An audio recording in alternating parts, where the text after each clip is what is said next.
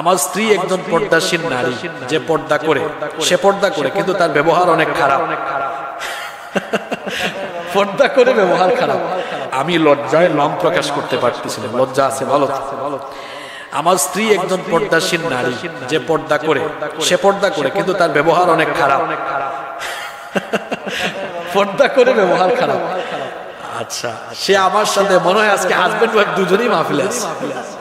ভাই গো, আপনি জান আজকে খবর আছে, সে আমার সাথে সবসময় ঝগড়া করে এবং মুখের ভাষা খারাপ করে, গালিগালাজ করে আমাকে। আমি সহ্য করতে না পেরে তাকে তালাক দেওয়া আসে। আরে ভাই, আপনি আপনার বউ কন্ট্রোল করতে পারেন না? আপনার শিখাই দিই, সে যখন একটু রাগ করে আপনি বলবেন তোমার রাগলে আরো সুন্দর লাগে, আরো কিউট লাগে। তালাক দিবেন কেন এটা বলে দেখেন। হ্যাঁ, এইভাবে কি আপনি তালাক দিবেন? দরকার নেই তো। আপনি বলেন বুঝলাম না, তুমি যখন রাগ করো তখন তোমাকে স্বাভাবিক অবস্থার চেয়ে আরো সুন্দরী লাগে, আরো চমৎকার লাগে। বলেন তো, এই কথা বলার পরে রাগটাকে থাকবে? বউ কন্ট্রোল করা শিখেন। হ্যাঁ, আপনার বউ রান্না করে মজা হয় নাই, বলবেন না, বলবেন তুমি কিন্তু খুব ভালো রান্না করো, তবে আমার মনে হয় এই রান্নাটা তুমি পরবর্তীতে করলে আরো ভালো করতে পারো।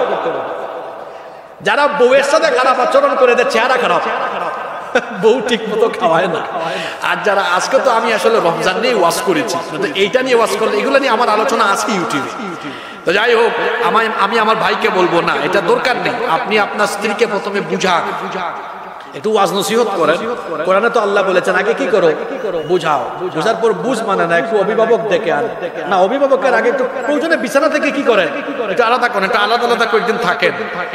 তাও যদি ঠিক না হয়, একটু মুরব্বি ডেকে বুঝান। তবে আমার মনে হয় এত কিছু লাগবে না। আপনারা হাজবেন্ড ওয়াইফ একজন আরেকজনের প্রতি একটা মহব্বত, ভালোবাসা আছে না নাই? হ্যাঁ, আপনি ঠিক করতে পারেন। বলবেন ওগো দেখো, তুমি তো এমনি স্বাভাবিক ভাবে অনেক সুন্দরী, কিন্তু রাগলে আরো মায়া লাগে, আরো ভালো লাগে। সব রাগ শেষ হয়ে যাবে, মাটি হয়ে যাবে ইনশাআল্লাহ। আপনার ওয়াইফ তো পর্দা করেন, আমার বিশ্বাস একটু ভালোবাসা দিয়ে বুঝালে তার আচরণও সুন্দর হবে। আর এই বোনকেও আমি বলবো যে বোন আমার, আপনার স্বামীর খেদমত করেন, কারণ রাসূল বলেছেন নারীর জন্য জান্নাতে যাওয়া অনেক সহজ। 4টা কাজ করবে নারী।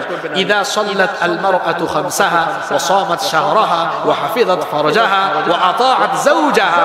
কোন নারী যদি 5 ওয়াক্ত নামাজ আদায় করে, রমজানের রোজা রাখে, এরপরে স্বামীর আনুগত্য করে, আর যদি সতীত্বের হেফাজত করে, আল্লাহ তাকে বলবেন কিয়ামতের দিন জান্নাতের যে কোনো দরজা দিয়ে তুমি জান্নাতে ঢুকো। সুবহানাল্লাহ। যত মা বোনরা এসেছেন, আপনারা স্বামীর খেদমত করবেন, স্বামীর আনুগত্য করবেন। নবীজি বলেছেন মানুষকে সাজদা দেওয়া হারাম, কিন্তু আল্লাহ যদি পারমিশন দিতেন তাহলে সব নারীদেরকে বলতাম তারা যেন তাদের স্বামীকে সাজদা দেয়। এটা দিয়ে গুরুত্ব বোঝানো হয়েছে, স্বামীর খেদমত করবেন। আমি আর তাকে সহ্য করতে পারছি না। আমাদের বিবাহের মাত্র কয়েক মাস, কেন সহ্য করতে পারবেন না? মাত্র কয়েক মাস হয়েছে, একটু ভালোবাসা দেন, দেখবেন সারা জীবন সুখে থাকবেন ইনশাআল্লাহ।